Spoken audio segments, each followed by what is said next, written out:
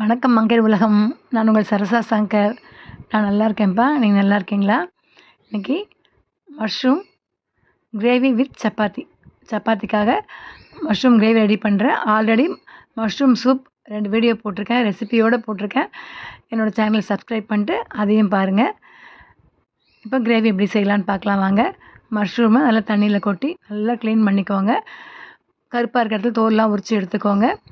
வாணலில் சோம்புத்தூள், வெங்காயம், தக்காளி, பூண்டு, இஞ்சி, புதினா, கொத்தமல்லி எல்லாம் சேர்த்து நல்லா வதக்கிட்டு, எல்லாம் வதங்கினதும் நம்ம கட் பண்ணி வச்சுருக்க மஷ்ரூமையும் போடணும். ரொம்ப பெருசு இல்லாமல் ரொம்ப குட்டி இல்லாமல் மீடியம் சைஸாக கட் பண்ணால் நல்லா வெந்து சாப்பிடும்போது ஈஸியாக இருக்கும். அதையும் போட்டு வதக்கிட்டு கொஞ்சம் வதங்கினதும் மஞ்சள் தூள், கொஞ்சம் வீட்டில் பண்ண கரம் மசாலா, தனியாத்தூள் திக்னஸ்க்காக போட்டுட்டு தண்ணி சேர்த்து ஒரு 10 நிமிஷம் கொதிக்க விடுங்க.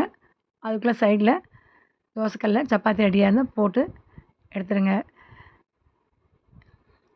சப்பாத்தியும் கிரேவியும் ஒரே சமயத்தில் ரெடி ஆகிடும்.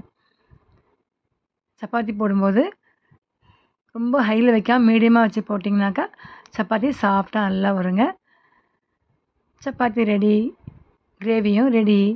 ஸோ நேற்று மழை கிளைமேட்டுக்கு இந்த சப்பாத்திக்கும் சுட சுட மஷ்ரூம் கிரேவிக்கும் ரொம்ப சூப்பராக இருந்ததுங்க.